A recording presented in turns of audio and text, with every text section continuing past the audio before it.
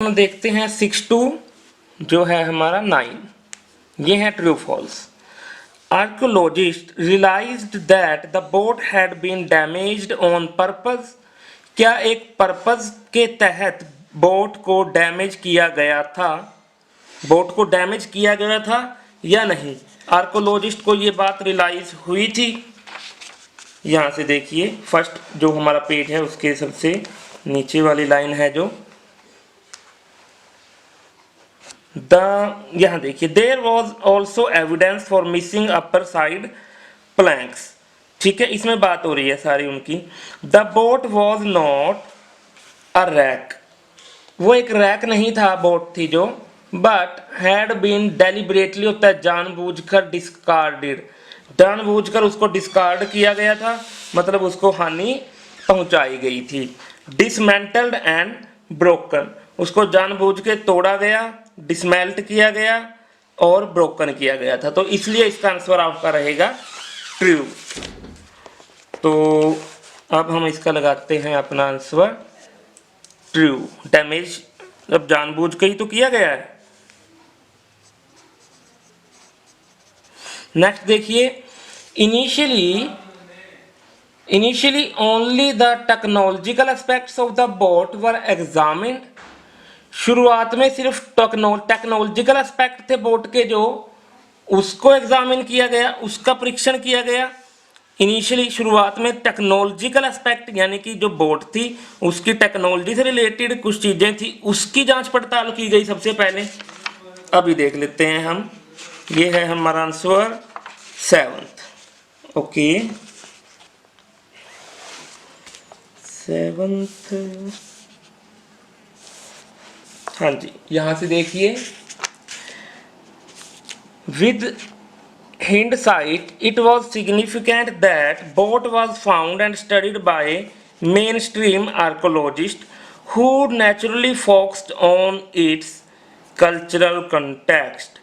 उन्होंने किस चीज में फोकस किया भाई? बोट के कल्चरल कॉन्टेक्स्ट के ऊपर। At the time ancient boats were often considered only from a narrower technological perspective। Narrower से उनकी टेक्नोलॉजिकल पर्सपेक्टिव, लेकिन शुरुआत उसकी हुई, फोकस किस चीज पे था सबसे ज्यादा? कल्चरल कॉन्टेक्स्ट के ऊपर, बजाय कि टेक्नोलॉजी के। टेक्नोलॉजी के ऊपर नहीं था उनका फोकस, था कल्चरल कॉन्टेक्स्ट। तो इसलिए आपका इसका आंसर रहेगा फॉल्स। 8 देख लीजिए, archaeologists went back to the site to try and find the missing northern end of the boat. जो आर्कियोलॉजिस्ट थे वो वापस गए थे टू ट्राई एंड फाइंड, ढूंढने के लिए या कोशिश करने के लिए कि जो मिसिंग पार्ट हैं नदरन एंड के बोट के, वो पार्ट ढूंढने के लिए वापस गए थे या नहीं। आप फर्स्ट पेज के सबसे यहाँ देखिए, इधर सबसे नीचे आपको मिलेगा the possibility of returning to Dover to search for the boat's unexcavated northern and